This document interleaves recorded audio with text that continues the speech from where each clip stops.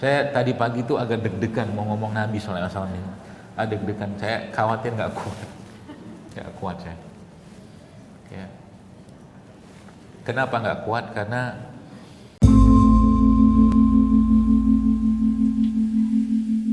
Zulaikha itu kan. Apa yang membuat akhirnya Nabi Yusuf akhirnya tidak tertarik dengan itu? Itu gara-gara disebutkan dalam beberapa riwayat Nabi Yusuf itu ingat dengan wajah bapaknya. Wajah bapaknya itu wajah sosok yang soleh, akhirnya membuat Nabi Yusuf makin kuat imannya. Dan dalam kondisi kalau Anda baca tafsirnya itu posisi Zulaikha ya menggoda Nabi Yusuf itu perfect sekali untuk sebuah godaan perempuan. Posisinya, gesturnya perfect sekali. Tapi Masya Allah kan ingat wajah bapaknya, akhirnya Nabi Yusuf nggak jadi. Ya Allah tolong beliau ya. Di situ yang Allah gambarkan dalam surat Yusuf. Jadi fungsi dari tujuan digambarkannya sosok itu sebenarnya yang membuat kita tuh teringat, muncul rasa, dan yang paling penting kalau babnya kaitan dengan iman, dia makin menguatkan iman kita kepada Allah Subhanahu wa taala. Itu tujuannya. Kita ngingat tadi bapak ibu kita saja sudah meninggal saja, atau lihat fotonya, lihat videonya, nangis kita. Lihat kebaikannya. Nah, yang kita bahas ini adalah manusia. Kalau Anda lihat Nabi Yusuf itu super ganteng. Super ganteng. Tapi ulama menyebutkan bahwa kegantengan Nabi Yusuf itu hanya seperempat gantengnya Rasulullah SAW. Hanya seperempat. Saya tadi pagi itu agak deg-degan mau ngomong Nabi SAW ini. Ada deg-degan, saya khawatir nggak kuat saya. Ya. Kenapa nggak kuat? Karena kita ya ngebayangin sosok Nabi itu, ya Allah, manusia sempurna dari semua sisi. Sempurna dari semua sisi. Anda mau bahas apa? Sebagai seorang laki-laki sempurna. Kita bahas tentang keinginan katakanlah seorang laki-laki atau perempuan untuk mendapatkan sosok fisik yang sempurna. Itu kesempurnaan itu ada pada Nabi alaihissalam, sempurna fisiknya. Ya, kalau kita baca sedikit beberapa riwayatnya. Disebutkan sebuah riwayat Abu Raja Qutaibah bin Said memberitahukan kepada kami dari Malik bin Anas, dari Rabi'ah bin Abi Abdurrahman, dari Anas bin Malik. Ya, salah satu pembantunya Nabi SAW. Dia mendengar Anas bin Malik berkata Rasulullah SAW itu perawakannya jarbuh, tidak terlalu tinggi dan tidak terlalu pendek. Ya, tidak putih sekali kulitnya, juga tidak kecoklatan, rambutnya ikal, tidak terlalu keriting dan tidak pula lurus, kaku. Allah mengutusnya sebagai Rasul pada usia 40 tahun. Ya, 40 tahun. Itu usia matang jiwa seseorang. Beliau tinggal di Madinah selama 10 tahun dan di Mekah selama 10 tahun dan di Madinah selama 10 tahun. Allah mewafatkannya pada usia 60 tahunan. Pada kepala dan janggutnya tidak terdapat sampai 20 helai rambut berwarna putih. Itu buat saya keren. Sampai akhir Nabi SAW wafat, terus sekalian, uban Nabi itu tidak lebih dari 20. Oke, Anda yang ahli peragingan, uban itu kan tanda penuaan. Jadi jasadnya Nabi itu dijaga Allah untuk tidak agingnya itu cepat-cepat. Mungkin kalau Nabi itu meninggal SAW pada 63 tahun, itu mungkin kalau kita hitung biological age-nya atau usia biologisnya mungkin nggak 63 itu. Karena cuman tidak ada 20 lembar. Ya. Itu. Jadi ngebayangin sosok Nabi itu seperti apa gitu kan. Kemudian lewat lagi menyebutkan bahwa Nabi SAW itu memiliki postur sedang tinggi ataupun pendek dan fisiknya bagus, rambut beliau tidak keriting, tidak lurus, warna kulitnya kecoklatan, dan jika beliau berjalan dengan tegak. Wallah sekalian, saya kalau cerita dengan beberapa sahabat-sahabat, guru-guru saya, para ustadz-ustadz itu, saya tanya, kenapa ada ustadz-ustadz yang bisa lembut gitu, saya bilang. Padahal sama-sama lulusan dari satu tempat lah, universitas gitu kan. Universitas yang belajarkan tentang ilmu Islam. Beliau cuma mengatakan kalau dia belajar sirah pasti jadi lembut hatinya. Termasuk ini. Kan Syama'il Muhammadiyah ini karangan Imam Tirmizi ini kan menceritakan bagaimana sosok Nabi itu dari mulai rambutnya, fisiknya, cara bangunnya, cara tidurnya, segala macam diceritakan dengan sangat detail. Kenapa? Nggak cukup kita menceritakan terlalu besar kecintaan kita pada Nabi SAW sehingga itu masuk dalam bab keimanan. Maka Anda jangan mencintai suami Anda, jangan mencintai anak Anda, harta Anda melebihi cinta Anda kepada Allah dan Rasulullah SAW. Tak boleh. Cuma ada dua itu dalam hati. Sampai itu kan pernah diingatkan Nabi SAW kepada Umar bin Khattab radhiyallahu anhu. Tidak akan beriman sempurna seseorang, kata Nabi SAW, sehingga aku lebih dicintai dia daripada dirinya sendiri bahkan. Daripada dirinya sendiri, daripada keluarganya. Coba. Supaya apa? Supaya apa ya? Muncul semangat kita untuk mengikuti beliau alaihi salatu wassalam. Jadi bahasa yang Anda pakai nanti. Jadi kalau sudah kita belajar kayak beginian, nanti bahasa yang kita pakai apa? Bahasa yang kaitannya dengan bagaimana sosok Nabi kita alaihi salatu wassalam. Contoh, saya kemarin lihat teman saya. Waktu dalam sebuah acara, tiba-tiba dia rambutnya panjang.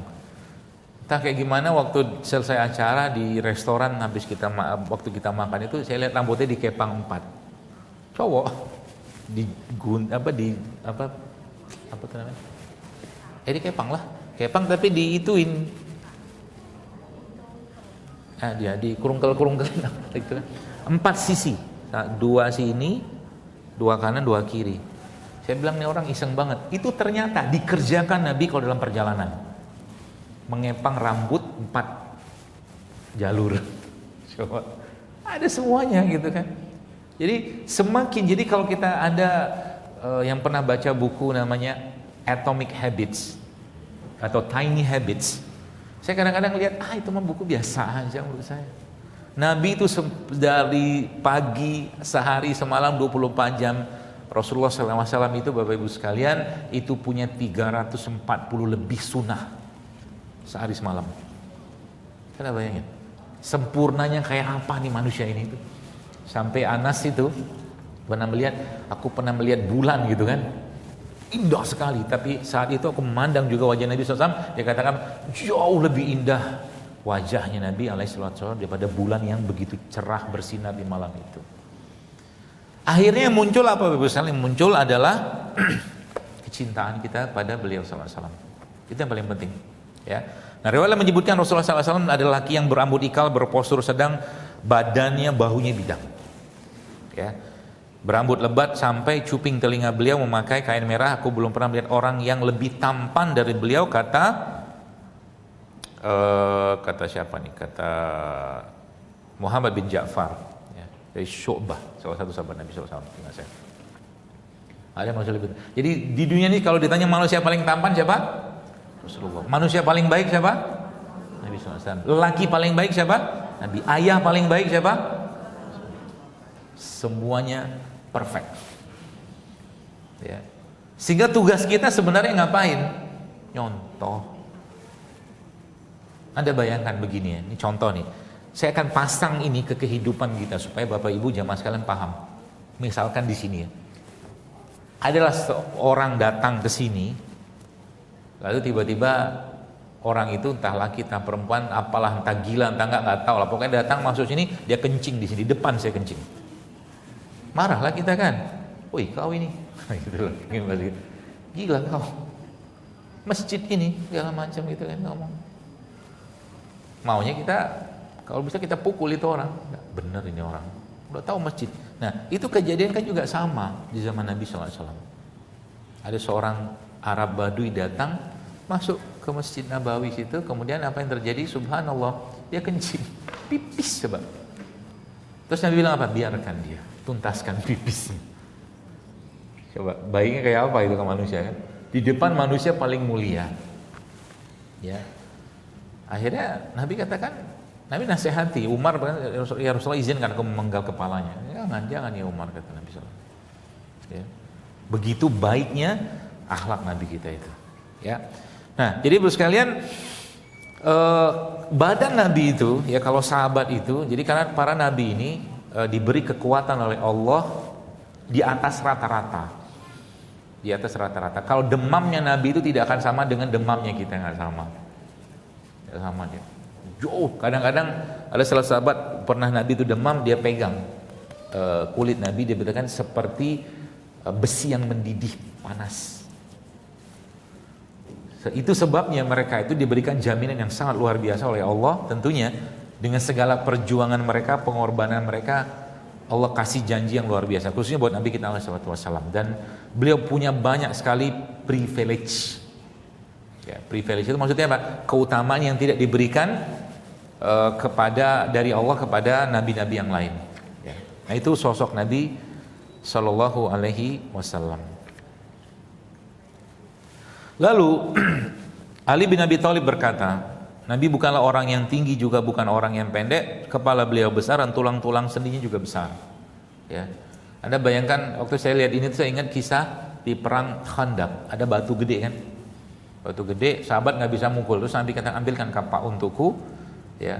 Lalu Nabi pukulkan, pecah sekali pukul, kuatnya minta ampun. Makanya waktu perang itu para sahabat itu sering berlindung di balik sosok atau tubuh Nabi SAW yang sangat luar biasa itu. Ya, karena Nabi itu diberikan kekuatan untuk melawan orang itu bukan satu dua orang, Nabi itu bisa melawan beberapa orang sekaligus gitu lah, puluhan bahkan. Ya. Kemudian kepala beliau besar dan tulang-tulang sendinya juga besar, bulu-bulu dadanya juga halus tumbuh membujur dari dada sampai ke perut. Jika berjalan beliau berjalan seperti tegak atau dengan tegak layaknya orang sedang menapaki jalan yang menurun. Saya pernah baca satu riset, ya, ternyata ada karakter jalan seseorang itu kalau cepat itu ternyata ada kaitan dengan kecerdasan. Jadi kalau kita belajar begini, maka kalau itu kita pahami dengan kaidah-kaidah di zaman modern seperti sekarang, maka kita akan paham Bapak Ibu sekalian, apa pahamnya bahwa semua yang dikerjakan Nabi itu sangat bermanfaat untuk kita kerjakan juga di zaman sekarang. Contoh, ini kan jalan, jadi nanti kalau jalan berarti jangan jalan kayak siput, jalan cepat-cepat, selesaikan urusan kita cepat, ya, dengan cepat, dengan segera, dengan baik tentunya. Nah itu akan menguatkan diri kita. Makanya kalau coba deh Anda lagi susah hati, ya, atau kita lagi susah hati, coba jalan agak cepat, itu berubah moodnya kita itu, biasa kayak begitu, ya. Kemudian disebutkan lagi bahwa sekalian riwayat ini sama, ya, mirip-mirip juga. Kemudian Rasulullah SAW disebutkan beliau itu tidak berperawakan terlalu tinggi dan tidak pula terlalu pendek. Beliau berperawakan sedang di antara kaumnya, rambut beliau tidak keriting, bergulung dan tidak pula lurus, kaku, melainkan ikal bergelombang.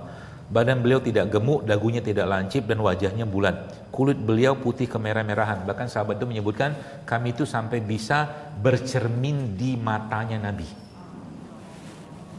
Saking beningnya mata Nabi kita alaihi salatu wassalam. Ya. Kemudian kulit beliau putih kemerah-merahan, mata beliau hitam pekat. Jadi Anda bayangkan apa orang bilang belok gitu ya. Putihnya jelas banget, hitamnya jelas banget, coba. Kebayang kayak apa tuh sosok manusia kayak begini itu. Makanya jadi uswahnya kita kan. Kemudian mata beliau hitam pekat dan bulu matanya lentik, kuat tulang bahunya dan pundaknya tidak berbulu di sekujur tubuhnya, tapi memiliki bulu halus dari dada sampai perut, telapak tangan dan kakinya tebal. Jika berjalan beliau berjalan dengan penuh kekuatan. Jadi dari gini loh, Anda mungkin ketemu lah dengan ulama-ulama atau syekh yang Masya Allah ibadah mereka, amalan mereka tuh luar biasa. Dia itu, mereka orang-orang soleh kayak begini, dia diem saja, kita tuh senang lihat. Beginilah Nabi SAW. Nabi itu diam saja, sahabat memandang wajah Nabi itu udah senangnya minta ampun. Bukan sekedar senang, tapi naik iman mereka. Ya, kalau dia jalan itu, subhanallah. Ya, ulama-ulama itu, ulama karismatik, kiai-kiai, masyayikh segala macam itu, gitu, kok senang banget gitu. Kalau Nabi Yusuf kan tampan, ya tentunya seperti itu. Ya. Tapi disebutkan ya, jika berjalan beliau berjalan dengan penuh kekuatan seakan-akan turun ke tempat yang rendah. Jika beliau berpaling, maka seluruh badannya ikut berpaling. Ini adab. Jadi kalau dipanggil teman, Bu siapa nih? Bu Sari gitu kan. Kenapa? Gitu. Kalau Nabi itu begitu. Apa yang terjadi dengan orang yang dipandang kayak begitu? Oh, saya dihargai sekali, kata dia gitu kan. Seluruh badannya berpaling. Dan satu lagi, Kalau disalami Nabi SAW itu beliau SAW tidak akan melepaskan tangannya sebelum orang yang menyalami beliau itu melepaskan tangannya. Bentuk adab. Maka kan Allah memuji Nabi SAW, wa innaka la'ala khuluqin azim, kata Allah. Azim. Kau itu ya Muhammad, akhlakmu tinggi sekali, kata Allah. Allah aja puji. Makanya bahasa Quran kan innallaha wa malaikatahu yusholluna 'alan nabi. Allah aja bersolawat. Apakah Allah mengucapkan? Bukan mengucapkan. Allah mengatakan, Allah maksud enggak. Solawatnya Allah kepada Nabi itu rahmatnya Allah. Ya.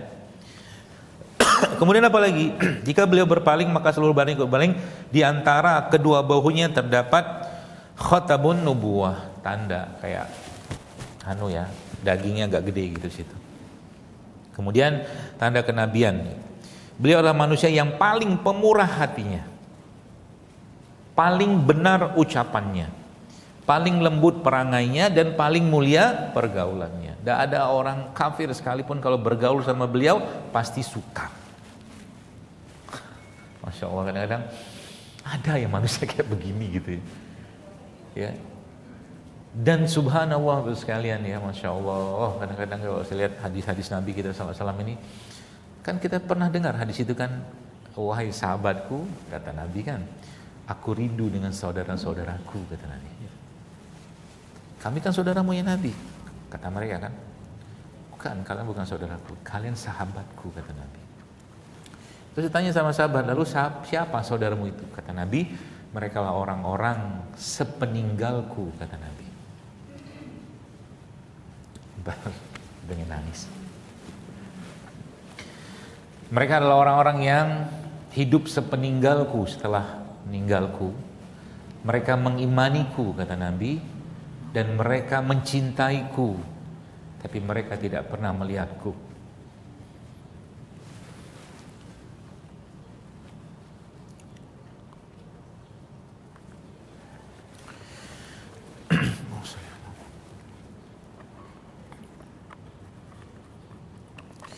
Beliau adalah manusia yang paling pemurah hatinya, paling benar ucapannya, paling lembut perangainya, dan paling mulia pergaulannya. Siapapun yang melihatnya pasti akan menaruh hormat kepadanya.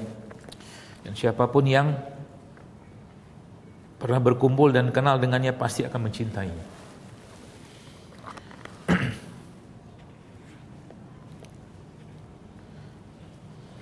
Orang yang menceritakan sifatnya pasti akan mengatakan, aku belum pernah melihat orang seperti beliau sebelum atau sesudahnya.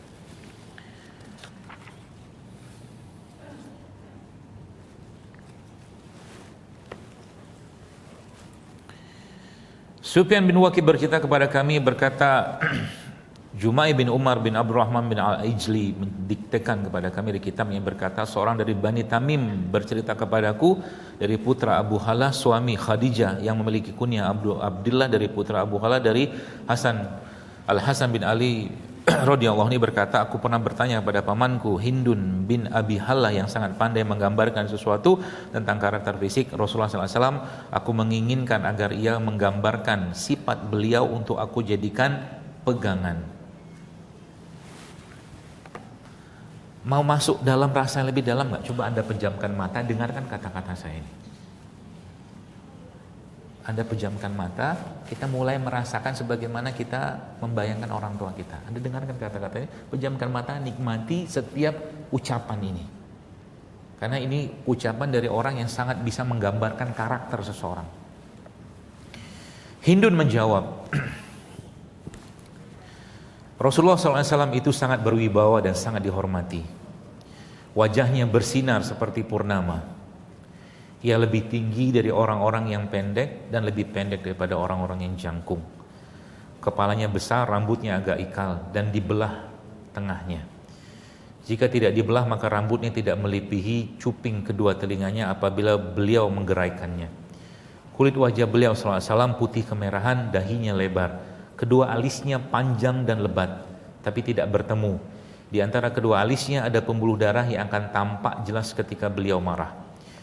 Hidungnya Rasulullah SAW panjang dan melengkung bagian tengahnya, bercahaya sehingga orang yang tidak memperhatikannya akan mengira hidung beliau SAW bengkok. Jenggotnya banyak dan tebal, pipinya datar, mulutnya lebar, giginya berjarak. Bulu dada beliau SAW halus Lehernya seperti batang perak murni yang indah. Tubuhnya proporsional, tidak kurus dan tidak gemuk, gemuknya pun ideal. Perut dan dadanya rata. Bahunya lebar, tulang-tulang sendinya besar. Dadanya bidang, bagian tubuhnya yang tidak tertutup pakaian bersinar terang. Ada bulu halus yang membujur segaris dari dada ke pusarnya. Di luar itu, dada dan perutnya tidak berbulu sama sekali. Lengan bahu dan pundaknya berbulu, lengannya panjang dan telapak tangannya lebar.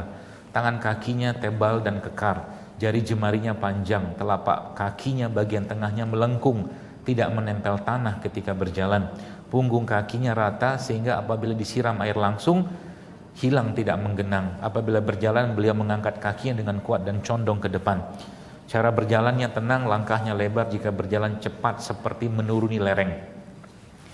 Jika menoleh maka seluruh badannya ikut menoleh, matanya selalu menunduk, lebih sering memandang ke arah bumi daripada mendongak ke langit. Selalu memandang dengan penuh perhatian. Ketika berjalan beliau berada di belakang para sahabatnya dan beliau memulai mengucapkan salam kepada setiap orang yang beliau temui.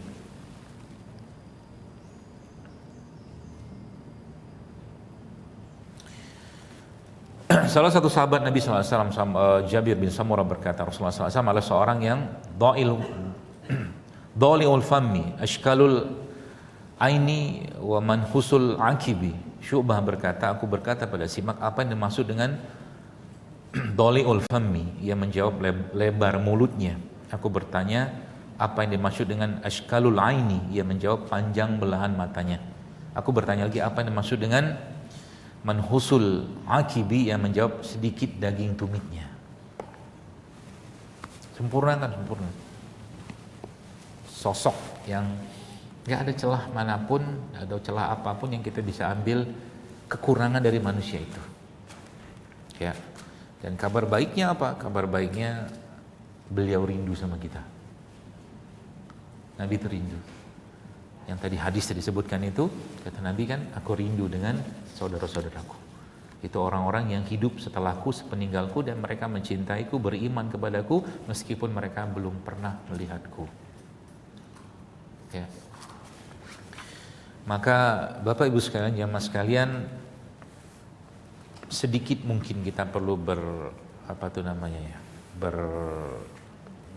berselancar dalam kehidupan kita gitu.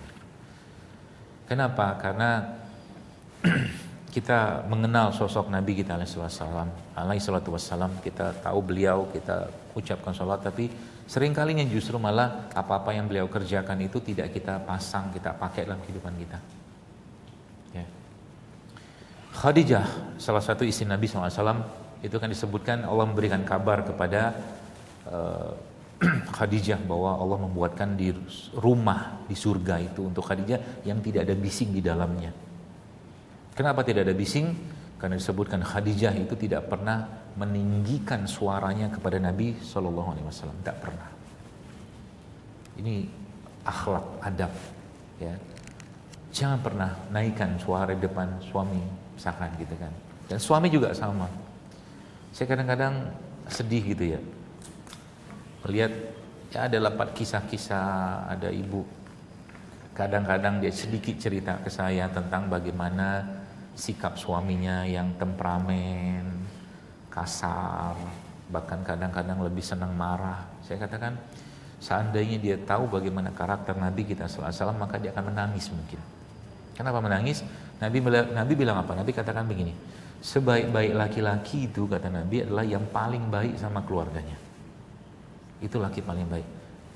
Paling baik itu saya Pak, dia paling baik akhlaknya, dia paling baik sikapnya, sifatnya, semua kebaikan dia sebagai seorang laki-laki. Yang menikmati itu adalah orang-orang di rumahnya, anaknya, istrinya. Itu laki-laki.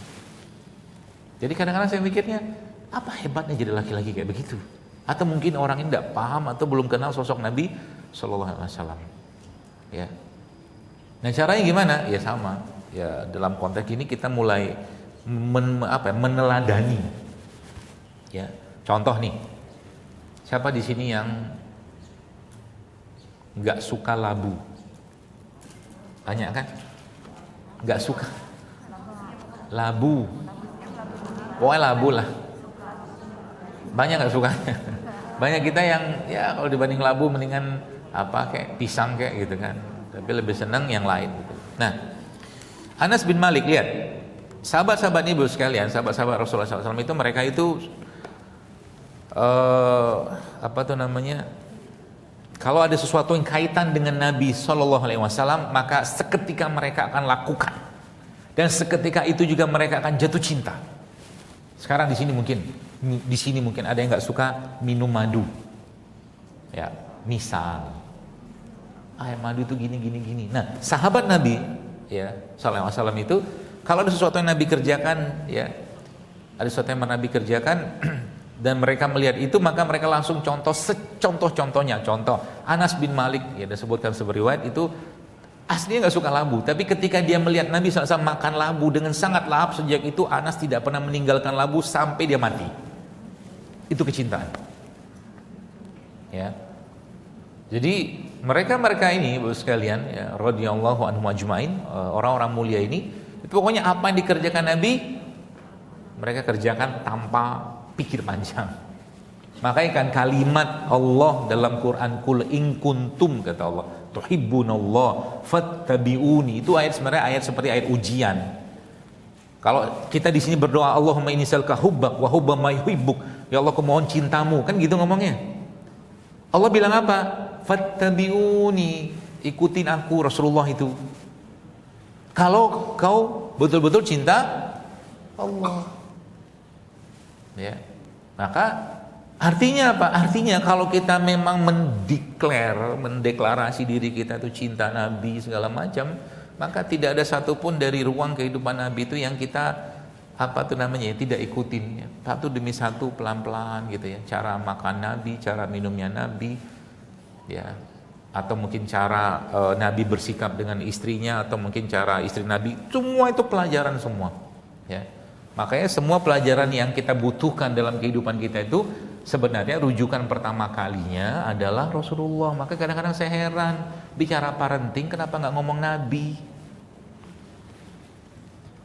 Kurang apa sosok Nabi? Bicara parentingmu sudah keliru kadang-kadang saya pikir. Istilah parenting itu ilmu tentang apa? Mengasuh anak kan? Padahal kata parent itu kan orang tua. Harusnya diperbaiki orang tua dulu. Ngarepin anak baik, bapak ibunya nggak mau baik, mustahil. Anaknya sekolahkan sekolah yang bagus, bapak ibu nggak baik. Wallah sulit, boleh saya bilang sulit beneran. Apalagi bapak ibunya tidak paham, tidak mau belajar agama. Saya banyak nemukan kadang-kadang kayak begitu gitu kan. Jadi kalau Anda mau belajar tentang bagaimana cara menjadi sosok ayah dan ibu atau anak yang baik, itu Nabi mengajarkan itu. Mau contoh apa semua ada. Contoh keluarga yang baik ada Ali Imran. Contoh keluarga yang baik apa? Luqman ada. Apalagi terakhirnya keluarga Nabi alaihissalatu wassalam terbaik gitu. Itu kalau dibuka-buka, diurai-urai satu demi satu, maka kita akan dapatkan banyak sekali pelajaran di situ. Gitu ya. Contoh kadang-kadang saya mikir gitu kan. Sekarang kan ada bab tentang hutang pengasuhan kan. Luka pengasuhan. Orang-orang yang atau mungkin anak-anak yang tidak mendapatkan asuhan yang sempurna dari bapak atau ibunya. Nah, itu di bab kesehatan saya dapatkan juga efeknya juga ke masalah masalah ke penyakit-penyakit fisik. Tapi kadang-kadang saya mikir begini, Nabi Ismail alaihissalam itu kan lama ditinggal Nabi Ibrahim. Kalau secara teorinya sudah sangat sempurna, Nabi Ismail itu punya hutang pengasuhan dengan bapaknya Nabi Ibrahim. Tapi nggak ada. Ismailnya soleh, Ibrahimnya soleh, kok bisa? Ya. Di situ ternyata disebutkan bahwa ternyata memang Masya Allah ya, tidak jauh. Kenapa Nabi Ismail bisa solehnya kayak begitu gitu loh? Karena kesolehan bapaknya. Itu. Jadi kalau kelas parenting segala macam itu aslinya harusnya yang belajar harusnya bapak ibu untuk mendidik anak, bukan nyuruh anak ngikutin apa mau bapak ibu. Gitu ya. Maka kan lagi-lagi sampaikan bahwa kita nih ya semakin hari makin jauh aja ya, lagi zaman kayak sekarang ini. Semakin jauh dari apa? Dari bagaimana Nabi SAW memberikan contoh. Ya. Baik, itu tentang fisik Nabi Sallallahu Alaihi Wasallam. Bahkan bab misalkan Nabi itu kan menjelaskan bahwa Nabi itu sangat suka dengan wangi-wangian. Ya, sangat suka wangi-wangian. Maka kalau sahabat itu kalau Nabi itu ya barokah ini hanya berlaku buat tubuh Nabi saja ya. Tidak berlaku buat orang-orang yang meskipun dia kiai, ulama, enggak.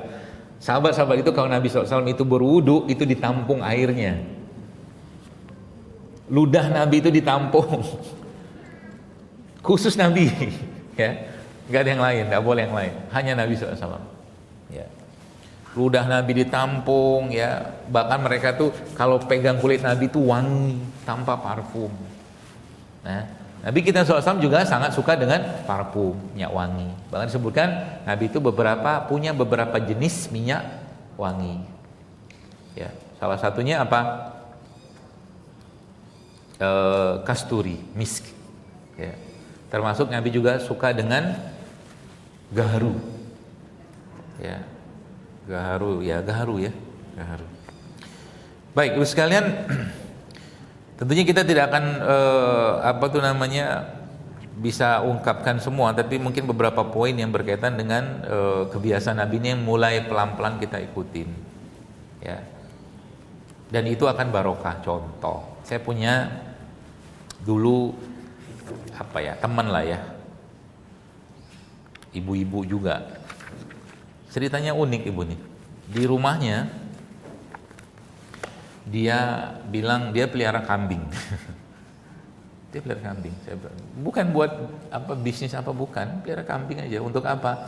Karena Nabi pelihara kambing, saya mau pelihara kambing, dia bilang. Gitu doang. Ya, Masya Allah, orang-orang yang cintanya luar biasa kepada Nabi itu tuh Masya Allah. Jadi apa yang Nabi kerjakan, lakukan, mereka ikutin. Ya, pelihara kambing. Dan kambing itu menjadi satu tema lain sebenarnya. Kalau bicara tentang makanan, maka Nabi kita alaihissalatu wassalam suka banget dengan daging kambing. Kalau manusia zaman sekarang boro-boro cerita suka makan kambing, kambing baru disajikan langsung suuzonnya muncul. Tuh. Apa suuzonnya? Kolesterol, darah tinggi. Masuk ke khutuat nggak itu? Mungkin masuk ke khutuat. Apa salahnya kambing sehingga dia dikambing hitamkan seperti itu? Ya. Makanya para rasul ya, saya bahkan waktu bahas tentang kambing saya buka lagi dan diskusi dengan tempat diskusi saya gitu kan. Itu ternyata orang yang pelihara kambing atau domba itu bisa perangainya akan menjadi lembut. Barokahnya kambing itu. Itu unik kan? Umar itu mengatakan kalau saya punya bisnis, dia bilang ya. Jadi Umar mengatakan saya akan bisnis apa? Bisnis parfum, kata dia.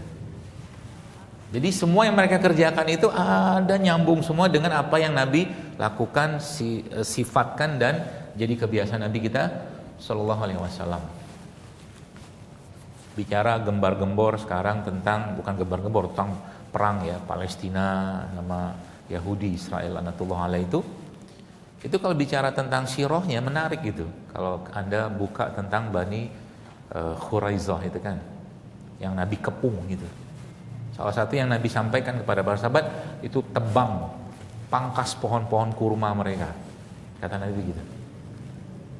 Lalu apa hubungannya dengan apa yang kita kerjakan sekarang? Ternyata Yahudi itu aslinya ngelawan mereka itu ya, kalau pakai caranya Nabi cuma satu, bikin mereka takut. Makanya kan banyak tuh julid fisabilillah itu kan. Jadi yang julider itu teruskan itu, takut mereka. Wallah takut. Dan memang itulah yang disebutkan Allah dalam surat Al-Hasyr. Coba baca surat Al-Hasyr. Surat Al-Hasyr itu pengusiran kan. Kalau bahasa kita itu menjelaskan tentang bagaimana Yahudi itu diusir kan. Dan mereka tuh akhirnya apa? Membakar rumah-rumah mereka sendiri karena takutnya mereka. Babnya ekonomi di Yahudi itu paling mudah untuk kita pretelin. Kalau mau sedikit tadaburi tentang sirah dan ini yang Nabi sudah jelaskan dan contohkan itu. Gak usah dilawan mereka itu. Orang pengecut semua. udah pengecut gitu-gitulah. Pintarnya cuman sumbar-sumbar saja. Ya kan, ngomongin yang bohong gitu. Emang kerja mereka dari dulu tuh. Ya, makanya nanti kalau pergi umroh, mampir tuh. Sekarang kan Anda tahu, namanya itu Ghilab Gaza. Ghilab Gaza itu tembok. Hampir 40 atau 70 km itu dibangun sama mereka, itu dalamnya itu sampai 30 meter. Kalau Anda lihat bentengnya Bani Quraiza itu di Madinah itu, Anda akan tahu, itu memang kerjaan mereka dari dulu, bangun tembok. Gak berubah. Dari dulu kerjaan mereka kayak begitu. Bikin orang takut. Dan mereka adalah karakter, makanya saya bilang, mustahil ada perdamaian dengan mereka, karena mereka adalah kaum yang paling suka melanggar janji dari dulu. Dari dulu. Ya, jadi teruskan julidnya. Kalau masih di, tapi sekarang itu subhanallah kan nggak bisa ngapa-ngapain ya. Mau ngaku menang, nggak menang, mau ngaku kalah malu. Sekarang begitu kan kejadiannya kan. Sudah faktanya kayak begitu. Cuman kita lihatnya dari media-media mainstream saja. Anda cari media non mainstream yang menjelaskan tentang bagaimana keadaan sebenarnya di sana, supaya apa? Muncul kabar baik, busronya ada, gitu ya. Baik, Ibu sekalian, kita masuk ke tema yang lain tentang Nabi kita sallallahu alaihi wasallam tadi ya. Kemudian hari ini sebenarnya tadi saya diminta ngomongin tentang cara minum ya. Mana panitia? Makan dan minum ya. Coba kita lihat dulu. Nah, kita lihat bagaimana itu menjadi suatu hal yang menarik ya buat kita bahas. Sebelumnya mungkin kita akan coba lihat minumannya Rasulullah Shallallahu Alaihi Wasallam. Nah, begini ya. Kalau sekarang di depan ibu-ibu, misalkan saya kasih air madu, ada air dingin, air sejuk, kemudian kasih madu situ, Anda minumlah kan? Minum kan? Minumlah. Enak gak? Nah, kira-kira bisa nangis gak? Enggak sih kayaknya. Belum. Suatu hari ya, kisahnya begini. Abu Bakar radhiyallahu anhu itu disajiin minuman itu. Ada air dingin, ada madunya di situ. Ada air dingin kasih madu situ. Belum dia minum dia sudah terisak-isak nangis. Dia bilang, kenapa? Dia ingat Rasul karena inilah minuman kesukaannya Nabi SAW. Nah gitu. Jadi jamaah sekalian, hal-hal seperti itu tuh yang menjadikan kita akhirnya muncul rasa ya, dari apa yang kita kerjakan. Ya, dari apa yang kita kerjakan tuh muncul rasa dan muncul harapan, keyakinan dan hal-hal baik lainnya yang kadang-kadang itu membuat kita tuh muncul apa ya, semangat yang baru. Contoh nih ya, contoh biar gampang mencernanya. Nabi katakan begini dalam sebuah hadis sahih. Nabi katakan asy-syifa'u fi salasati. Asy-syifa'u fi salasa. Kesembuhan itu ada 3 kata Nabi SAW. Yang pertama apa? Syarbatul asl. Minum madu, syarbatul asl. Ya, minum madu. Ya. Yang kedua apa? Syartahatil mihjam. Berbekam. Bekam. Itu janji kesembuhan Nabi, tentunya janji kesembuhan dari Allah melalui lisan baginda Nabi alaihi salatu wassalam. Yang ketiga apa? Wa kainar. Kainar itu kayak ditempelkan besi panas, tapi aku nggak suka dengan itu katanya. Nah, poinnya di sini adalah apa? Ketika Rasulullah menyampaikan sesuatu, kalau kita belajar ini katakanlah, maka kalimat Nabi itu membekas dalam diri kita, sehingga nanti ketika orang itu minum madu misalkan, yang merupakan salah satu minuman Nabi kita alaihi wasallam, itu bukan cuma sekedar minum gitu loh.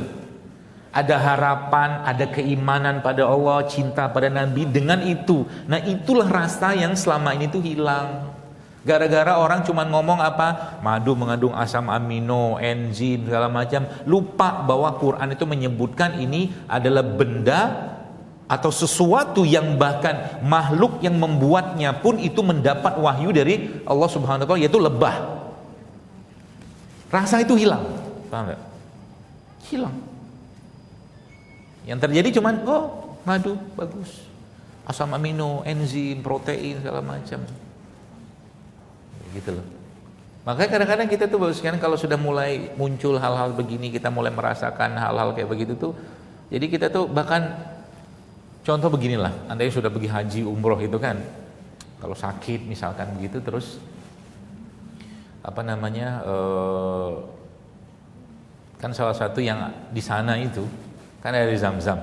Nah, Ibnu Qayyim al-Jauziyah rahimahullah menyebutkan bahwa suatu hari dia tuh lagi demam atau pusing gitu kan. Lalu dia tahu bahwa Zam-Zam itu kata Nabi SAW dimasyhuri bala sesuai dengan apa yang kita niatkan. Maka dia minum air Zam-Zam itu, tidak lama kemudian hilanglah dia punya pusing dan demamnya itu dengan minum air Zam-Zam. Kenapa bisa kayak begitu? Karena iman. Ya, makanya kalau nanti pergi haji umroh itu kalau mau Anda minum Zam-Zam itu kumpulin dulu kekuatan imannya baru minum itu. Sehingga dia memang berbekas. Ya. Bukan cerita air Zam-Zam itu alkali, ini bukan. Ceritanya barokahnya sama juga dengan bicara tentang misalkan kurma. Subhanallah, kehidupan kita nih muslim ya, mukmin ini digambarkan Nabi seperti pohon kurma. Semuanya manfaat kata Nabi SAW. Maka dalam kurma itu terdapat barokah. Kemarin di dekat rumah saya di kantor ada staf saya yang kena gangguan jin lah seperti itu. Singkat ceritanya begini.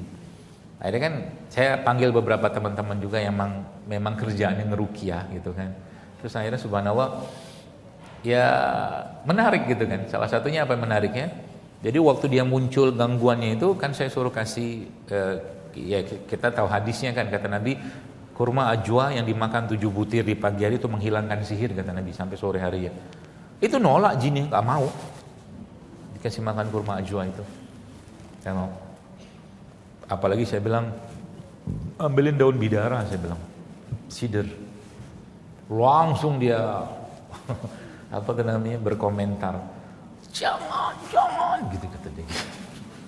Takut dia sama daun bidara. Berarti jangan takut pula makan kurma ya. Nanti kalau saya makan kurma keluar jinnya gitu, bukan gitu. Sepanjang Anda hati, iman, emosi baik tidak masalah. Cuman itu kalau Anda makan menguatkan, makanya barokahnya kurma itu salah satunya. Atau yang Nabi SAW sebutkan dalam beberapa riwayat-riwayat hadis ya. Makanya makan kurma itu berkah ya. Tapi bukan kurma biasa. Kalau hadis itu setahu saya menyebutkan adalah kurma ajwa. Lebih tepatnya kurma ajwa alia. Ya. Jadi yang menarik lagi apa coba? Yang menarik lagi adalah ini. Nah, ini lucu menurut saya. Ada staf saya di kantor itu yang videoin gitu kan. Kan ada 3 orang, saya, teman-teman yang lain yang staf itu di belakang. Saya di depan dia lah ngobrol-ngobrol sama teman itu. Kebetulan lagi di luar di halaman depan kantor itu. Terus teman saya itu nanyain saya gitu. Ngomongin sama jin itu lagi pas dia muncul jinnya. Kamu tahu nggak sama itu? Gitu kan. Tanya saya, kamu tahu nggak sama yang bapak berewok itu? Dia bilang, tahu dong. Dia bilang gitu. Itu kan yang ngajak hidup sehat. Dia bilang gitu kan. Suaranya berubah. Kalau hidup sehat, nanti kan amalnya bagus, baik. Dia bisa ibadah baik, gitulah kurang lebih bahasa. Oh, saya sudah dikenal di dunia perjinan sama dia. Top sampai dunia jin. Tapi menariknya apa? Dikasih air madu saja mereka itu nolak. Air madu. Jadi memang jin itu suka dengan semua makanan yang tidak baik. Kalau orang makan. Gitu. Ya, jadi hati-hati. Nanti kita berubah jadi jin, oh bukan. Karakternya kita itu nanti akan temperamen, emosional gitu-gitulah. Jadi sebutin sama dia, salah kalian dia bilang. Kata dia, dia bilang salah kalian dia bilang. Kan aku cuman godain aja kata dia. Yang jadi masalah kan di nafsunya kalian gitu loh kalau bahasanya. Lucu lah pokoknya kemarin tuh akhirnya diambilin daun bidara kan diminumin sama dia. Jadi itu kisah banyak kisah-kisah kayak begitu. Makanya kenapa perintahnya Allah Bapak sekalian makan itu halal dan baik itu sebenarnya itu ada maksud sebenarnya buat jaga hati juga. Kolbunya kita, emosi kita tetap baik gitu loh. Ya. Jadi apa tuh namanya? Ketika kita tahu kayak begini tuh kenapa kita harus jaga kesehatan, makannya yang benar, yang halal, baik itu sebenarnya apa? Jangan sampai kita justru malah yang memasukkan sesuatu yang nggak apa ya, nggak perlu kita masukkan. Contoh nih ya, misalkanlah ada ada orang dia main ke rumah temannya. Sebelah ini orang super kaya lah misalkan, konglomerat besar lah misalkan gitu kan. Dia main di situ. Tapi masuk rumah dia itu dia dikasihlah minum ya sama temannya tadi air putih segelas. Air putih segelas sama mungkin apa ya? Ya buah-buah murah-murahan lah gitu, buah-buah murah gitu kan. Ini air putih sama buah yang tadi itu bisa jadi penyakit buat dia. Buat temannya tadi. Kalau apa? Kalau yang dia minum katakanlah air cuma 300 mili, 300 cc, tapi yang dia minum sesungguhnya bukan air, tapi sampah emosi dari perkataan dia saat dia minum itu. Dasar orang pelit. Ya. Masa dikasih air putih doang? Gitu kan. Masuk. Jadi yang minum cuma 300 mili, tapi sampah emosinya berupa benci, suuzon, segala macam, dugaan dia itu sekilo lebih. Makanya saya sering bilang, zaman sekarang ini banyak orang bukan obesitas fisik, tapi obesitas jiwa.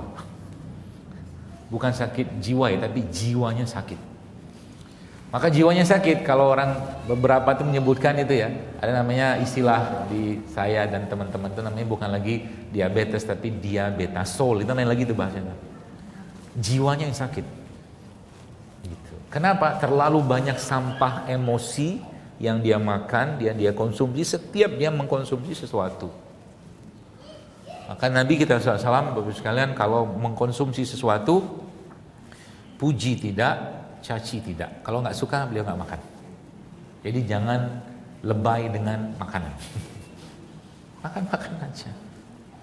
Ada jagung makan jagung, ada daging makan daging. Nggak ada apa-apa ya puasa. Begitulah karakter Nabi. Nabi bertanya pada salah satu istri beliau ketika pagi hari, ada makanan nggak hari ini? Nggak ada Rasulullah. Kalau gitu aku puasa. Asik banget suami kayak begitu kan? Kata Nabi, apa ada makanan hari ini yang bisa aku makan? Enggak ada ya Rasulullah, kalau gitu aku puasa. Enggak ngomel-ngomel, kan sudah aku kasih duit belanja. Kenapa enggak puasa? Kalau gitu aku puasa. Tuh ya. Makanya Anda tahu atau pernah baca Maryam ya? Maryam ibunya Nabi Isa, kan enggak punya suami kan? Nanti di surga itu suami Nabi. Dia akan dipersunting oleh Nabi Sallallahu Alaihi Wasallam. Gitu. Jadi masya Allah ya. Jadi semakin kita belajar atau mungkin kita mendalami tentang bagaimana Nabi ini, Bapak sekalian, maka ya harusnya tadi semakin muncul cinta iman kita ya kepada beliau dan coba terapkan di situ. Maka jangan pernah ada di lisan anak-anak kita ya tentang teladan siapa idolamu, jangan pernah ada lain kecuali Nabi Sallallahu Alaihi Wasallam. Jangan lain. Harus begitu. Kalau belum muncul itu, ya munculkan. Dengan cara apa? Ajarkan mereka. Contoh mungkin kalau sesuatu yang kaitannya dengan makanan, misalkan mereka makan dengan tangan kiri misalkan, atau minum dengan kiri, ajarkan. Nah, Rasulullah ngajarin makan tangan kanan loh. Itu pakai nama Nabi di situ. Sehingga apa yang Anda kerjakan sampaikan kepada mereka yang ingat dalam benak mereka tuh Nabi Sallallahu Alaihi Wasallam. Itu, ya. Nah berkaitan dengan minum Nabi SAW, saya bacakan beberapa riwayat saja. Bahwa minuman yang paling disukai Nabi adalah minuman yang manis dan dingin. Nanti salah satunya air madu tadi. Riwayat menyebutkan aku bersama Rasulullah SAW dan Khalid bin Walid pergi menemui Maimunah. Lalu Maimunah mendatangi kami dengan membawa bejana yang berisi susu. Lalu kemudian Rasulullah SAW minum sementara aku berada di sebelah kanannya dan Khalid berada di sebelah kirinya. Setelah itu beliau bersabda, hakmu untuk minum jika engkau mau maka dahulukan Khalid. Maka aku katakan aku tidak akan mendahulukan bekasmu kepada seorang pun. Kemudian Rasulullah SAW bersabda, barang siapa yang diberi makan oleh Allah hendaklah dia mengucapkan, ya Allah berkailah untuk kami dalam makanan, berikanlah makanan kepada kami yang lebih baik dari ini. Dan barang siapa diberi minum air susu oleh Allah maka hendaklah dia mengucapkan, ya Allah berkahilah untuk kami dalam makanan tersebut dan tambahkanlah kepada kami darinya sungguhnya tidak ada sesuatu pun yang bisa menggantikan makanan minuman selain susu. Berarti Nabi suka susu? Suka. Tar dulu, susu apa dulu? Ya, susu apa dulu? Anda harus tahu, cari tahu. Saya nggak panjang lebar mau cerita ini karena ini akan jadi hal yang sensitif untuk dibahas. Nanti cari tahu sendiri. Seperti apa susunya? Kenapa? Kalau mungkin Bapak Ibu mungkin pernah ketemu dengan, mohon maaf gitu kan, ada orang tua yang punya anaknya autis atau kanker atau apa, biasa susu dilarang diberi. Ya nggak sih? Setahu saya gitu. Dairy itu termasuk salah satu produk yang nggak boleh diberikan. Autis, ADHD segala macam. Nah, makanya saya nggak mau benturkan dengan ini. Yang Nabi minum itu susunya jenis apa? Dan apakah sama dengan susu zaman sekarang? Itu dulu cari tahu, ya, supaya nggak salah gitu kan. Karena sekarang susu itu menjadi sebuah hal yang sangat polemik dan saya nggak mau bahas itu, ya. Tapi susu bagus, asal susunya benar. Maka saya kasih kaidahnya saja. Berarti kalau Anda mau minum susu yang benar dan baik, bagaimana caranya? Pertama, grass fed milk. Grass fed milk. Jadi sapi yang makan rumput atau free range, ya, grass fed milk sekarang banyak jual, ya. Beberapa tempat-tempat yang bagus, ya. Kadang-kadang kita ini kan manusia yang sangat-sangat takut dengan kuman. Ya, zaman dulu orang minum susu gimana? Langsung aja dari sapi atau kambingnya. Sehat-sehat saja tuh mereka. Kita, Masya Allah, kenapa? Makanan sapinya bagus, kambingnya bagus, segala bagus, yang mengambil susunya, merah susunya pun bagus, segala macam. Mana masalah? Itu sebenarnya yang bagus. Fresh milk atau raw dairy milk. Ya, fresh milk, raw dairy milk. Ya. Berarti kalau susu sapi boleh-boleh aja sebenarnya, tapi itu tadi. Kaidahnya harus Anda paham dulu. Yang pertama, yang kedua apa? Nggak ada sugar di situ, nggak ada gula lah. Susu sekarang isinya gula semua. Itu ya. Kalau mau dapat yang benar. Berarti apakah dengan saya mengatakan susu yang tuh haram? Enggak lah, ini bukan bab halal haram, bukan. Ya, tapi kalau kita mau dapatkan yang fresh. Termasuk juga daging-dagingan sebenarnya. Kalau Anda mau dapat daging yang bagus, ya cari daging-dagingan yang memang mereka tuh memang diternakkan secara alami dan tidak banyak suntikan segala macam gitu-gitulah. Makanya ada istilah tuh grass fed meat. Kayaknya mungkin daerah Kemang ini banyak penjual gitu-gituan. Impor segala macam gitu kan. Tapi di sini jarang. Belum banyak, ya. Makanya kalau saya biasanya kaidah contoh mungkin bicara tentang ikan. Kalau saya nyari ikan, saya lebih senang cari ikan laut sekalian, kalau enggak ikan sungai yang liar. Saya biasanya memilih untuk tidak makan ikan ternak, kalau enggak terpaksa banget. Kalau enggak, ya disajikan ya makan. Tapi kalau saya mau boleh milih, saya akan pilih ikan laut, ya, karena dia kan ya bebas hidupnya gitu loh. Ayam juga sama, ya, ayam kampung atau ayam-ayam yang lain lah, yang sehat. Baik, kita lanjutkan sedikit, sudah hampir setengah 12. Cara minum Nabi SAW. Nah ini lihat, beberapa hal yang mungkin jadi kaidah yang mungkin kita gak usah diperdebatkan dan tidak usah dipertentangkan. Contoh begini, dalam sebuah riwayat Nabi sebutkan Nabi pernah minum air zam-zam sambil berdiri. Sebagai bentuk, ulama menyebutkan, setahu saya, bentuk penghormatan kepada air zam-zam. Khusus air zam-zam. Jadi Nabi itu pernah minum berdiri? Pernah. Ya, tapi lazimnya adalah minum dalam keadaan yang duduk. Riwayat yang menyebutkan, aku melihat Qutaibah bin Sa'id bercerita kepada kami, Muhammad bin Ja'far bercerita kepada kami dari Husain al-Muallim, dari Amr bin Shu'aib, dari ayahnya, dari kakeknya. Dia berkata, lihat, urusan satu kebiasaan Nabi, lihat sanad informasinya tuh panjang loh. Ya, makanya Quran itu, hadis Nabi itu dijaga oleh Allah. Al-Quran, hadis dijaga. Jadi misalkan gini, saya mau nyampaikan sesuatu di sini nih. Sini sampaikan bahwa kalau mau makan daging yang sehat, makalah grass fed meat, misalnya gitu kan. Ada yang mendengar satu, sampaikan lagi satu sampai ke ujung sana. Itu kalau pakai di dalam bahasa hadis, kalau hadis terutama, itu nanti diteliti itu. Dari 5 orang yang ngomong sampai ke ujung itu dari 5 orang itu adakah yang biasanya berbohong? Itu nggak diterima. Jadi kalimat saya tadi itu kalau seandainya meskipun benar di situ ada yang berbohong 1 2 itu bisa jadi raguan. Itulah bahasa doif gitu-gitu loh. Itu namanya rawi dan sanad ya, matan. Kalau matan itu isi ya. Maka di sini disebutkan bahwa dari ayahnya dari kakeknya berkata, aku melihat Rasulullah SAW berminum sambil berdiri dan sambil duduk. Jadi Nabi itu pernah minum berdiri sambil duduk. Jadi kalau bagaimana caranya yang paling bagus buat kita ya, paling bagus duduk aja. Karena Nabi jarang minum berdiri, tidak sering-sering juga.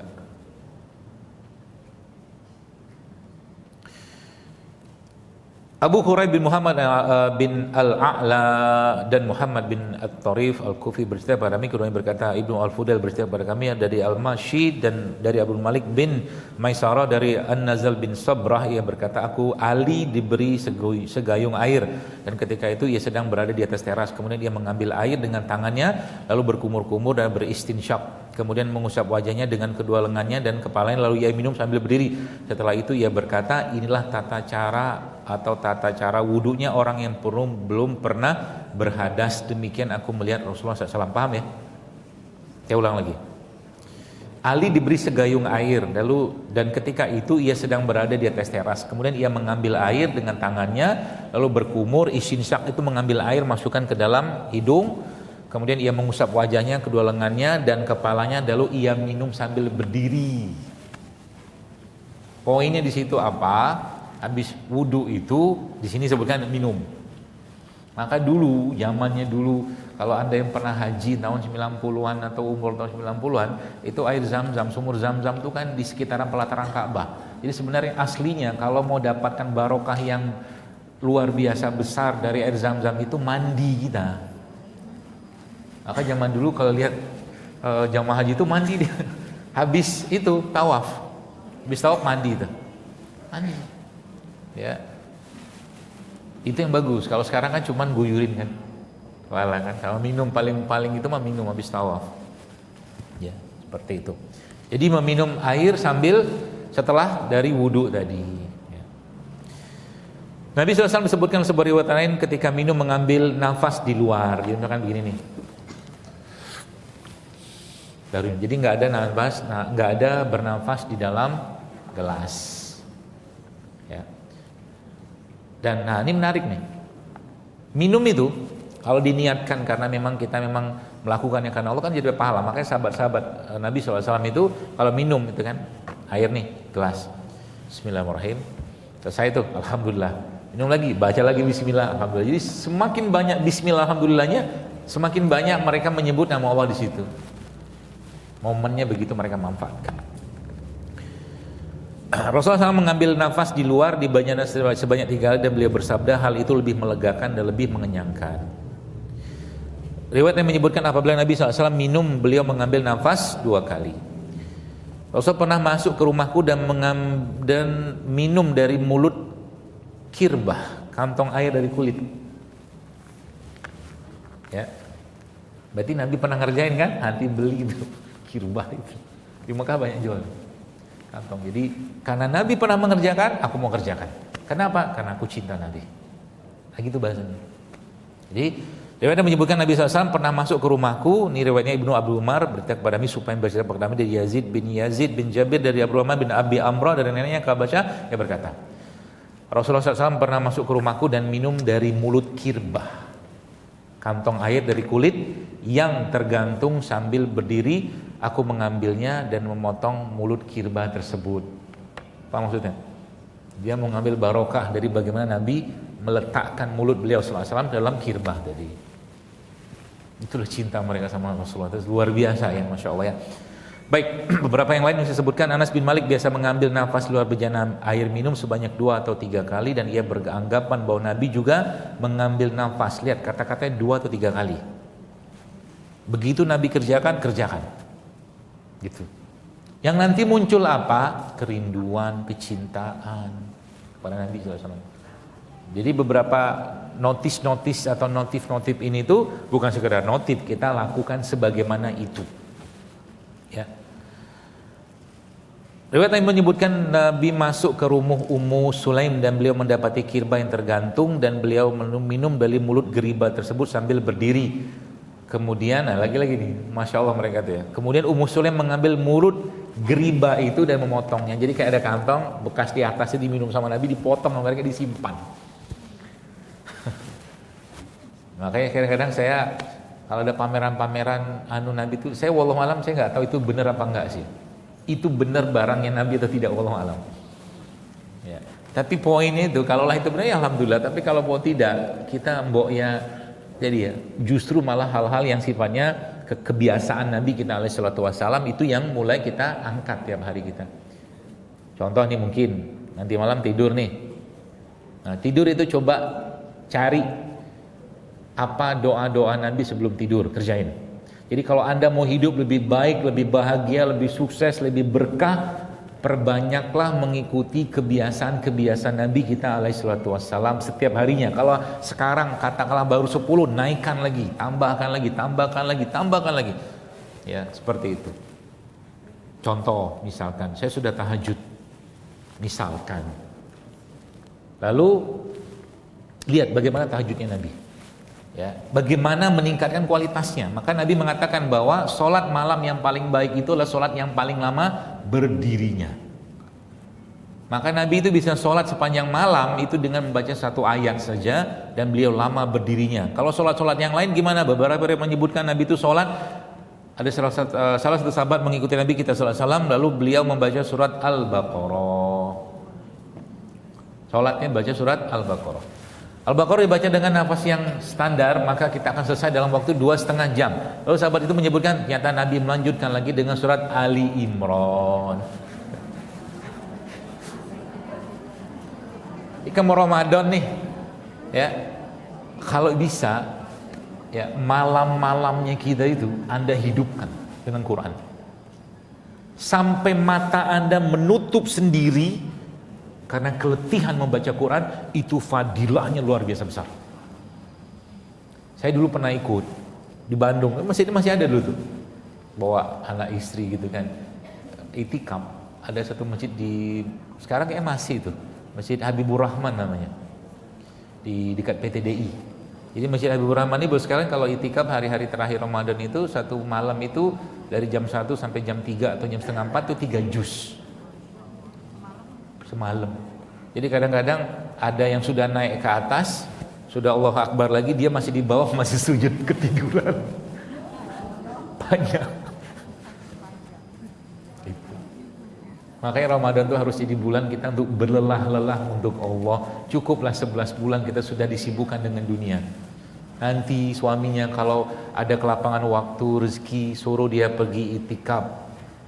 Suruh dia, aku pengen kau jadi lelaki surgaku nanti, itikaf sana. Jangan lagi ngurusin dunia 10 hari itu. Kalau belum mau doain. Ya, atau kalau enggak cara yang ma'ruf tentunya kepada mereka untuk ngajakin itikaf. Ya, misalkan, apalagi bisa itikaf di haram sana, Masya Allah. Ya, seperti itu. Baik. Itu ya, nah sedikit mungkin tentang wewangian Nabi SAW. Ya.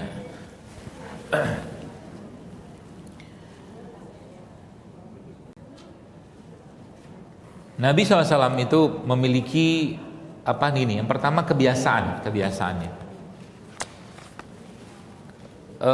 Rasulullah itu tidak pernah menolak ketika ada orang memberikan minyak wangi. Ya. Tapi untuk perempuan, wanita itu ada bab sendiri tentang minyak wangi ya. Jadi itu ada kaidah syar'inya yang Anda harus patuhi ya, karena ada ancaman Nabi juga di situ, jadi hati-hati.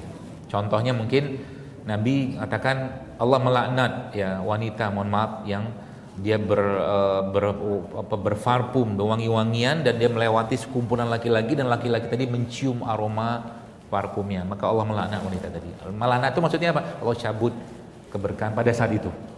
Ya, makanya nanti kalau pakai minyak wangi kapan? Di rumah, khususnya ketika dekat sama suami. Kalaupun juga pakai minyak wangi yang kira-kira sifatnya tidak bisa dicium oleh orang lain.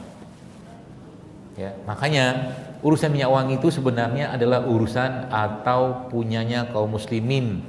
Cuman orang tahu yang namanya minyak wangi atau parfum, itu peradaban minyak wangi itu dimiliki sama Perancis, padahal bohong. Islam yang punya. Dan mereka di satu kampung itu tempat daerah di Perancis itu nggak boleh masuk orang luar. Minyak wangi itu punya kaum muslimin. Ada satu teman saya, dia punya kakak itu menggali satu tempat situs itu, seingat saya itu di daerah Sumatera Utara, daerah Baros. Ya, itu sudah sekitar berapa ratus tahun yang lalu sayangnya itu sih. Ya, dia dapat beberapa artefak itu. Yang menariknya apa coba? Dalam salah satu penggalian itu, subhanallah ya, itu digali terus tiba-tiba pecah sesuatu dan tiba-tiba ada aroma wangi muncul. Berlarianlah seluruh pekerja itu karena ketakutan, ini apa, ini makhluk apa gitu kan. Ternyata tuh minyak wangi dari botol yang pecah. Berapa tahun coba? Maka minyak wangi sekarang tuh gak ada apa-apanya dengan peradaban minyak wangi kaum muslimin. Karena orang Eropa zaman dulu mandi enggak, kotoran mereka tuh bersebaran di pinggir di jalan-jalan di Eropa. Jadi Dark Ages itu bukan untuk kita, tapi untuk mereka. Gitu, ya. Supaya apa? Muncul izzah gitu loh. Kita muslim gitu loh. Dan peradaban kita tuh peradaban terbaik. Tidak ada yang bisa ngalahin sampai detik ini. Allah nggak ada. Saya kadang-kadang cerita begini tuh orang-orang lihat gitu kan, misalkan kalau Anda browsing, kamu browsing bisa sekarang. Apple Office in California, Apple Office, kantornya iPhone. Bentuknya spiral. Bentuknya spiral. Warnanya biru, nggak salah, biru something lah gitu. Bagus saja. Tapi buat saya nggak ada apa-apanya. Tidak ada apa-apanya sama sekali buat saya. Tidak ada hebat-hebatnya. Kenapa? Buka lagi Baghdad, City of Baghdad di zamannya Harun ar-Rasyid. Kompleknya minta ampun, tengahnya masjid. Nanti coba lihat Oval Office and Baghdad City, ketahuan tuh, langsung keluar deh tuh komparasinya kayak apa. Masya Allah, canggihnya minta ampun. Ya. Nah, hal-hal begini Bapak sekalian ya, lagi-lagi saya sampaikan ya, tidak lepas tentunya dari apa yang Nabi kita sallallahu alaihi wasallam jelaskan. Supaya apa? Supaya kita paham gitu loh, bahwa kita itu ya ditakdirkan Allah menjadi seorang muslim, mukmin, punya nabi yang luar biasa cintanya sama kita. Makanya sahabat-sahabat Nabi SAW itu bingung kenapa? Waktu Nabi katakan ya, suatu hari kelak kata Nabi kalian akan mengikuti suatu kaum, kata Nabi. Sejengkal demi sejengkal, sehasta demi sehasta, sampai mereka masuk lubang biawak pun kalian ikut, kata Nabi SAW. Kan gitu. Ada bu? Ada kan? Kerenan mana? Kerenan yang bawah, yang Baghdad itu kan. Gak ada apa-apanya Apple itu. Ya. Sampai masuk ke lubang biawak pun kalian akan ikut, kata Nabi SAW. Ya. Kata Nabi, kata sahabat. Jadi mereka tuh bingung. Kenapa bingung? Kok ada? Kita kan, mereka tuh saat itu kan besar sekali ya, para sahabat itu dengan kekuatan mereka, iman mereka itu kan membayangkan suatu hari kelak umat ini akan seperti buih di lautan, kata Nabi. Kata Nabi gitu. Jadi mereka bingung lah, kok bisa? Lalu akhirnya kan hadis itu terusannya adalah apa? Nabi katakan begini, Nabi katakan bahwa ya karena kalian saat itu, kata Nabi, ya umat Islam kita ini lah terjangkit dengan satu penyakit yang mungkin sebagian sudah tahu ya, al-wahn, cinta dunia dan takut mati. Berarti itu penyakit. Kalau itu penyakit, maka otomatis itu akan membebani hidup seorang. Semua takut. Sampai kapan mau hidup kayak begitu? Ya makanya lagi dengan kita mempelajari katakanlah bagaimana sosok Nabi kita SAW ini kan makannya belum apa yang disukai Nabi belum panjang perjalanan. Ya, tapi ada bahasanya juga bisa kok. Tapi kalau baca itu coba ngerasain gitu loh, kira-kira apa maksud dari penulis buku ini gitu loh. Nulis Imam At-Tirmizi rahimahullah. Ya supaya apa? Ya, lagi-lagi supaya kita bisa merasakan sosok kehadiran Nabi itu dalam kehidupan kita, dalam bentuk aktivitas kita. Itu poinnya. Ya. Sehingga nanti terakhir sebagai satu kisah penutup ya mungkin karena sudah 11:30, salah satu sahabat itu pernah bertanya pada Nabi SAW karena dia memang banyak mengurus Nabi. Setahu saya kalau nggak salah Anas ya, dia bilang begini, Ya Rasulullah, karena dia dekat sama Nabi kan, ngurusin semua keperluan Nabi dia yang ngurusin. Sampai akhirnya dia bilang sama Nabi SAW, dia bilang gini, ya Rasulullah, nanti kan di yaumil hisab itu kan manusia kan banyak banget, umatmu banyak banget, kata dia. Lalu bagaimana aku bisa menjumpaimu, menemuimu untuk aku minta syafaatmu ya Rasulullah. Gitu. Saya waktu dengar riwayat ini tuh pengen nangis sebenarnya gitu kan. Maksudnya nangis itu kenapa? Karena mereka sudah bisa membayangkan keadaan saat itu gitu loh. Dan mereka nggak mau jauh-jauh dari Nabi SAW, nggak mau jauh-jauh. Terus akhirnya Nabi bilang, carilah aku di 3 tempat. Yang pertama itu di Al-Haud, Telaga Al-Kausar. Yang kedua itu di Sirat. Yang satu lagi saya lupa di mana itu. Jadi kita sekalian lagi-lagi dengan kita kayak begini tuh yang kita butuhkan, yang untuk kita perlukan di zaman sekarang adalah rasa. Ya, kita melakukan sesuatu itu dengan rasa cinta. Karena itulah bab tertinggi lah, kalau kita melakukan sesuatu dengan cinta karena Allah, karena ikhlas karena Allah, maka Allah akan kokohkan hati kita. Makanya sholatlah, kata Nabi, shollu kama ra'aitumuni usolli. Sholat sebagaimana aku sholat, kata Nabi. Bagaimana Nabi sholat? Pelajarin tuh. Bagaimana Nabi puasa? Pelajarin. Bagaimana Nabi makan? Pelajarin. Bagaimana Nabi tidur? Semua dipelajari sehingga hidup kita tuh nggak ada sisi-sisi atau lebih banyak sisi-sisi yang kita mengikuti kebiasaan Nabi kita alaihissalatu wassalam. Panjang masih kita nih itunya yang kita mau katakanlah mau pelajari dan terapkan, dan itu pun tidak mudah.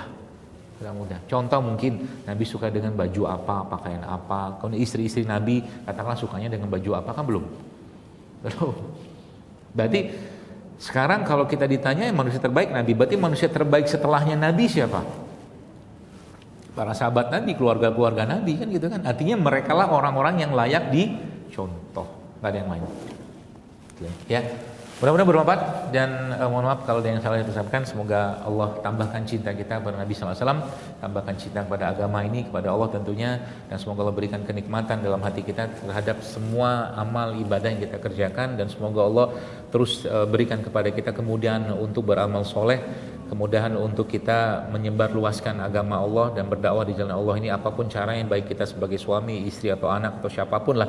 Dan semoga Allah mudahkan kita juga untuk melapangkan hati kita ya, membuka hati kita, dan semoga Allah bersihkan hati kita segala macam penyakit-penyakit hati yang membuat kita hidup kita menjadi tidak baik atau kurang baik. Dan sekali lagi semoga Allah wafatkan kita dalam husnul khotimah, dan semoga Allah kumpulkan kita kembali bersama orang tua kita, suami, istri, anak kita, keluarga kita, dan tentunya kita berharap semoga Allah kumpulkan kita nanti bersama manusia yang paling kita sangat rindukan, paling kita sangat inginkan, siapa itu Rasulullah SAW di surga firdausnya Allah tanpa hisab dan tanpa azab. Dan semoga Allah jaga kita, lindungi kita, negeri kita ini juga dari segala macam makar-makar yang akan merusak negeri kita ini. Subhanakallahumma bihamdika, subhanakallahumma bihamdika, asyhadu an la ilaha illa anta astaghfiruka wa atubu ilaik. Assalamualaikum warahmatullahi wabarakatuh.